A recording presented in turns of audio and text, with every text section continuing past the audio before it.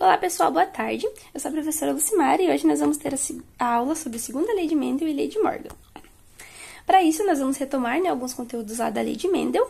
Então, a segunda lei de Mendel, seu principal postulado, na verdade, é que os fatores segregam independentemente. Então, o que significa dizer isso? Quando está ocorrendo, a meiose, lá para a formação dos gametas, os genes eles estão em pares cromossômicos diferentes. Então, o gene A em um par cromossômico, o gene B em outro par cromossômico. Quando ocorrer a distribuição dos cromossomos para a formação dos gametas, isso vai acontecer de forma completamente independente. Por exemplo, eu posso receber um cromossomo com alelo Azão e um cromossomo com alelo Bzão. Posso receber com alelo Azinho ou com alelo Bzinho, ou com alelo Azão e com alelo Bzinho. Então, isso vai acontecer de forma completamente independente. Não é porque eu recebi o Azão que eu tenho que receber o Bzão, por exemplo. Eu posso receber o Bzinho. E, além disso, na segunda lei de Mendel, a gente também observa que a proporção de gametas, ela é igual. Então, por exemplo, aqui, todos os gametas têm uma proporção de 25%, de serem formados. E o que acontece de diferente na lei de Morgan, que trabalha com o linkage ou ligação gênica?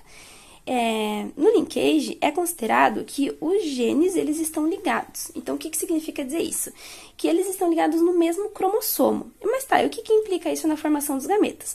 O que acontece é que quando ocorrer a distribuição dos cromossomos para a formação dos gametas, esses genes, eles podem, muito provavelmente, ser herdados juntos.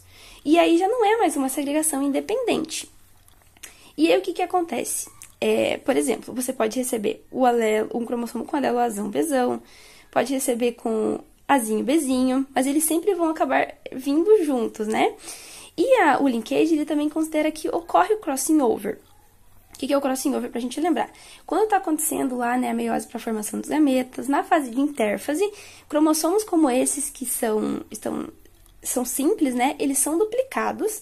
E aí, se ocorrer o crossing over, também chamado de permuta ou recombinação, os cromossomos eles vão trocar pedaços. E aí, o que vai acontecer na formação dos gametas? A gente vai ter a formação de gametas recombinantes. Então, vamos ter aqueles que vão ser iguais aos parentais, Porque os cromossomos eles se dividem ali são repartidos no meio, no momento da distribuição de cromossomos. E pode receber, por exemplo, um Azão Bzão, o Azinho Bzinho, que são iguais aos parentais, e receber os recombinantes, que vão ser o Azão Bzinho, porque ele trocou uma perninha com o outro cromossomo, e o Azinho Bzão. Então, o que a gente vê no linkage, Que não ocorre segregação independente e que a proporção de gametas, ela também varia. E por que isso acontece? Porque, assim, o crossing over, ele é um processo que ele acontece, mas ele pode acontecer com uma frequência alta para um gene, com uma frequência baixa para outro gene, então esses valores podem variar muito. Por isso, que a proporção de gametas é variável. Como eu falei ali, eu falei sobre parentais recombinantes, a gente tem essa divisão de gametas parentais e recombinantes no linkage. Então, como que funciona? Os gametas parentais são aqueles que têm os alelos iguais aos do cromossomo parental, o original. No nosso caso, o cromossomo parental os cromossomos parentais seriam aqueles de cima. E a proporção desses gametas, ela sempre vai ser maior que 50%. E os gametas recombinantes, como o próprio nome diz, são aqueles que têm alelos igual ao do cromossomo que sofreu crossing over. Por exemplo, no exemplo 2 ali, a gente vê aqueles que sofreram crossing over, que estão com um pedacinho mudado, então esses gametas vão ter os mesmos alelos que eles. E a proporção desses gametas recombinantes sempre é menor que 50%. Uma outra questão que aparece no linkage é a disposição cis e trans. Então, como os genes eles estão ligados nos cromossomos, a forma como a gente vai escrever o genótipo, ela vai ser diferente. Agora, nós vamos ter que escrevê-los na disposição cis ou na disposição trans. Como que funciona isso? A gente vai separar, primeiro a gente precisa saber que nós vamos separar os cromossomos por uma barra. Então, por exemplo, naquele primeiro exemplo ali, nós temos em um cromossomo os alelos Azão e Bzão. Então, a gente coloca o Azão e Bzão, a barra, no outro cromossomo, Azinho e Bzinho. E aí, nós temos o arranjo cis ou fase de associação. Por quê? Porque nesses cromossomos, nesse caso, nós temos alelos dominantes em um cromossomo e recessivos no outro. E no segundo exemplo ali, a gente tem um arranjo trans. Por quê? Porque nós temos alelos dominantes e recessivos no mesmo cromossomo. Então, do lado esquerdo ali, a gente tem Azão Bzinho, então um dominante e um recessivo. E no outro cromossomo também, um Azinho Bzão. E por que é importante a gente saber sobre disposição cis e trans? Quando a gente não tem aquela frequência dos recombinantes, a disposição do genitor, ela pode nos ajudar a encontrar o parental. E daí, né, a gente sabe quais são os recombinantes. Por exemplo, nesse caso aqui, né, um dos genitores, ele tem a disposição cis. E aí, a prole dele ali, que está representada pelos 150 e 40, tem as duas disposições. A gente vai observar aquele que tem uma disposição igual ao genitor. Então, a gente está vendo ali que o que tem a disposição cis é o que está representado pelo valor de 150. Então, nós sabemos, porque as disposições são iguais, que aquele ali é o parental e, consequentemente, o outro é o recombinante. Quando nós estamos também falando sobre os genes ligados aí, né? Uma outra questão importante é da frequência de recombinação. É um cálculo, assim, que sempre vai ser pedido, né, em exercícios que trabalham com linkage. E como que a gente calcula isso? A frequência de recombinação, ela vai ser igual à soma dos recombinantes dividido pelo total. E alguns exercícios, né, pode ser que a frequência não fale sobre a frequência de recombinação, mas sim sobre distância entre os genes, que na verdade são a mesma coisa. E quando a gente está analisando, né, uma descendência, como que a gente pode saber se está ocorrendo linkagem ou segregação independente? Tem uma coisinha que ajuda a gente nisso, que é a prole do cruzamento teste. Na segunda lei de Mendel, né, a proporção da descendência no cruzamento teste, ela é normalmente 1 para 1 para 1 para 1, ou, né, 25% para 25% para 25% para 25%. E na lei de Morgan, a proporção da descendência no cruzamento teste, ela vai ser diferente desse 1 para 1 para 1 para 1. Então, isso vai nos ajudar a identificar, né, será que está ocorrendo linkage? Será que está acontecendo uma segregação independente? Mas, lembrando que a gente só bate o martelo, né, depois que nós fazemos o teste do Q quadrado. Mas isso já nos ajuda a supor o que está acontecendo, por exemplo, em um exercício, em uma situação. Bem, gente, mas não é tão fácil a gente aprender dessa forma, né? Então, vamos fazer uns exercícios pra gente dar uma treinada e aprender esse conteúdo. Vamos começar os exercícios agora, gente. Então, né? Em determinado animal, pelagem escura é condicionada por um alelo dominante e a clara pelo recessivo. Cauda longa é determinada por um alelo dominante e a curta pelo alelo recessivo. Cruzando-se indivíduos duplo heterozigóticos com indivíduos com características recessivas, obteve-se a seguinte descendência: 245 com pelagem escura e cauda longa, 236 com pelagem escura e cauda curta, 236 com pelagem clara e cauda longa e 243 com pelagem clara e cauda curta. Coloquei esses dados aqui nesses quadrinhos, né, para ajudar a gente nos outros exercícios. A letra A, então. Qual é a frequência esperada de cada fenótipo no cruzamento teste se os genes apresentassem distribuição independente? Então, né, nós vamos fazer o cruzamento teste aqui para a gente descobrir. Então, a gente sabe que o genótipo anterior, ele era um cruzamento teste porque a gente tinha um genitor sendo cruzado, né, com um indivíduo completamente recessivo. Então, vamos colocar isso no nosso quadrinho de Punnett. Eu fiz isso aqui, né, e quando a gente termina, a gente observa esses dados, a gente percebe que para cada fenótipo, né, a frequência esperada é de 25%. Beleza. E aí, quando a gente olha aqui no exercício anterior, né, na questão anterior, perdão, será que essa proporção, ela tá acontecendo? Essa proporção de 25% para cada um, ou de 1 para 1 para 1 para 1? Então, a gente vê que sim, né, porque os valores, eles estão ali muito similares. Então, a gente pode considerar que aqui está acontecendo uma segregação independente. A gente vai provar isso depois, né, com o teste do Q quadrado, mas vamos continuar os exercícios considerando isso. Então, qual é a distância entre os genes? Como eu falei, essa questão de distância entre os genes, a frequência de recombinação, ela é trabalhada no linkage, né, quando a gente tem os genes ligados. Então, nesse caso, a gente não consegue calcular, porque nós estamos considerando que é uma segregação independente, né, e os genes estão em cromossomos diferentes. Então, como os dados do cruzamento teste mostram que provavelmente nesta situação está ocorrendo a segunda lei de Mendel, não é possível calcular a distância entre os genes, porque eles estão em cromossomos separados. C. Indique os genótipos dos parentais e dos descendentes do cruzamento teste. Eu peguei esses dados, né, dos exercícios anteriores lá, a gente já sabia o genótipo dos parentais, e dos descendentes nós sabíamos o fenótipo. E aí, pelo cruzamento teste, né, nós obtivemos esse resultado. E aí, a gente só pegou as letrinhas ali, com o auxílio do quadro, e foi definindo cada um dos fenótipos. A partir do... cada um dos genótipos, né, a partir dos fenótipos. Qual é a fase de ligação dos genitores no F1? Como a gente também está trabalhando aqui, né, considerando que é uma segregação independente, e a fase de ligação, ela acontece lá no linkage, então a gente considera que não tem como calcular isso na segregação independente, né? Como os genes eles estão em cromossomos diferentes, ou seja, eles não estão ligados, não há uma fase de ligação.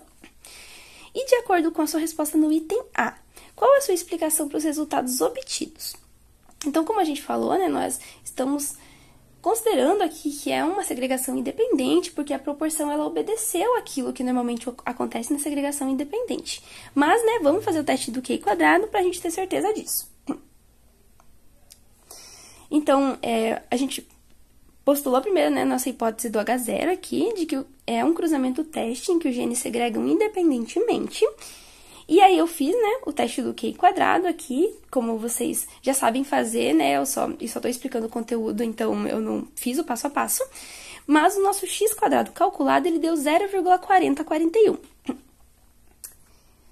Aí, continuei aqui, né, calculei o grau de liberdade, que era o número de classes fenotípicas menos 1, procurei o meu x² tabelado lá na tabela, encontrei o 7,815. E como a gente sempre faz, né, no teste do Q², a gente tem que analisar se o x² calculado ele é maior ou menor que o tabelado. Nesse caso, o x² calculado, que é 0,4041, ele é menor que o x² tabelado. Então, né, a gente aceita H0. Então, consideramos que é um cruzamento teste em que os genes segregam independentemente. Então, qual que é a nossa resposta para esse exercício, né? A frequência obtida no cruzamento teste, ela foi a esperada para a distribuição independente, porque os genes estão segregando independentemente, conforme a segunda lei de Mendel. Agora, o nosso exercício 2. No tomateiro, a altura da planta é devida a um gene com dominância do alelo D, que condiciona a planta alta em relação ao Dzinho para a planta anã. A presença de pilosidade no fruto depende de um alelo recessivo P, Pzinho, enquanto o alelo Pzão condiciona frutos lisos. Foi realizado um cruzamento teste, né, e obtido o seguinte resultado. 5 anãs lisas, 118 anã pilosas, 5 altas pilosas e 161 altas lisas. Nesse exercício aqui, né, eles não tinham dado pra gente o genótipo dos dois genitores. Mas, né, olhando esses resultados aqui, a gente vê que a descendência, provavelmente ela não é toda homozigota, né, porque a gente está trabalhando ali com características diferentes. E no cruzamento teste, né, quando a descendência, ela tem indivíduos heterozigotos, não são somente homozigotos, a gente sabe que o parental, ele é duplo heterozigoto. Então, por isso que eu coloquei ali que ele é Dzão, Dzinho e Pzão, Pzinho. Qual a frequência esperada de cada fenótipo no cruzamento teste se os genes apresentassem distribuição independente? Então, né, a gente pegou lá os genitores e colocou aqui no cruzamento teste, calculou os gametas para um, calculou os gametas para outro e fez o quadro de Punnett. E a gente vê aqui também que a proporção, ela é, né, de 25% para alta lisa, 25% para alta pilosa, né, o que já acontece na segregação independente. E aí, olhando os nossos resultados aqui, gente, parece que está ocorrendo uma segregação independente, considerando que os valores, eles estão tão diferentes daquilo que a gente espera. Como a gente vê, eles estão muito diferentes, é bem visível, né? Então, pode ser que isso aqui se trate de um linkage. Então, a gente vai continuar o exercício considerando isso e vamos descobrir mais tarde no teste do Q². Então, qual a distância entre os genes? Nesse caso, né, como a gente está considerando que é o linkage, a gente consegue calcular a distância entre os genes. A distância entre os genes é igual à frequência de recombinação. Então, para isso, nós vamos precisar dos recombinantes. Quem são os recombinantes? Aqueles que estão em uma proporção menor que 50%. Dá para ver aqui, né, que é a anã lisa e a alta pilosa, que estão em valores bem baixos. Então, a gente soma esses recombinantes, 5 mais 5, 10, e divide pelo total, que eu já tinha calculado, é 289. Se vocês fizerem, vocês também vão achar esse valor. E aí, a frequência de recombinação, quando a gente divide esses valores, é 3,46%. Indique os genótipos dos parentais e dos descendentes do cruzamento teste. Então, a gente também já sabia, né, qual era o genótipo dos parentais e dos descendentes. A gente descobriu ali quando estava fazendo o cruzamento teste. Mas a gente está trabalhando com linkage, então a gente tem que lembrar que essa aqui não é a conformação correta da gente escrever os genótipos. A gente tem que considerar aquela questão do cis e do trans, né? Então, vamos lá. Então, os parentais, né, a gente pegando ali o primeiro alelo e o terceiro alelo, a gente vê que o primeiro parental, ele é Dzão, Pzão, e no outro cromossomo ele é Dzinho, Pzinho. Enquanto que o outro parental, né, que é Dzinho, Dzinho, Pzinho, Pzinho, ele só pode ser Dzinho, Pzinho, e no outro cromossomo Dzinho, Pzinho. Então, a gente está vendo aqui que nós temos os alelos dominantes em um cromossomo e o alelo recessivo em outro. A gente sempre vai olhar nesse parental que não é totalmente homozigoto, porque aquele outro ali ele nunca vai mudar, né, gente? E olhando isso, a gente vê que se trata de uma disposição cis. Beleza? E agora, olhando os descendentes aqui. Para a gente descobrir, né, como tem que colocar a disposição. A gente vai lá, procura o nosso parental, né, que são aqueles que estão com os maiores valores, maiores que 50%, e a gente vai escrever a disposição igual ao do parental ou do genitor. Então, se o nosso genitor está com uma disposição cis, aquele último parental ali, ele também vai ter uma disposição cis. Como eu disse, o outro não muda, o outro parental, então vai ser representado como Dzinho, Pzinho, barra Dzinho, Pzinho. E aí, os outros a gente escreve na conformação trans, né, conforme der ali pelos alelos que nós temos. Qual é a fase de ligação dos genes no genitor F1? Como a gente já fez no exercício anterior, né, a gente sabe que a disposição ela é cis, então a fase de ligação é de associação, porque isso significa a mesma coisa. De acordo com a sua resposta no item A, qual é a sua explicação para os resultados obtidos?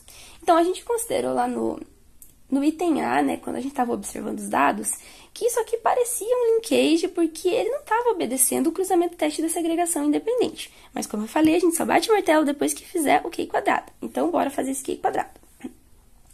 Neste caso, a gente vai ter duas hipóteses. O H0, né, que é o de sempre, que o cruzamento teste, que é um cruzamento teste em que os genes segregam independentemente, e o H1, que é o que a gente está achando aqui nesse caso, né?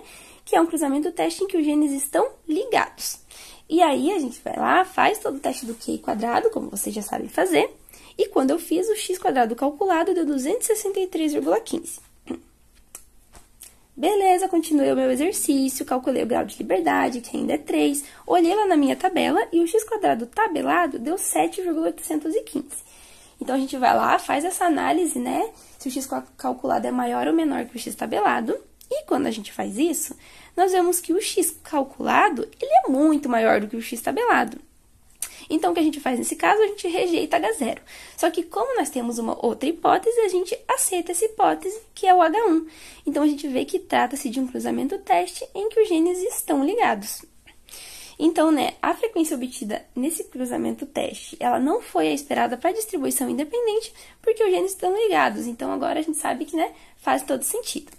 Espero que vocês tenham entendido o conteúdo, mas daí revejam a aula, né, pra gente conseguir fazer as nossas anotações, para tentarem fazer os exercícios. E é isso, pessoal. Muito obrigada por terem assistido. Valeu!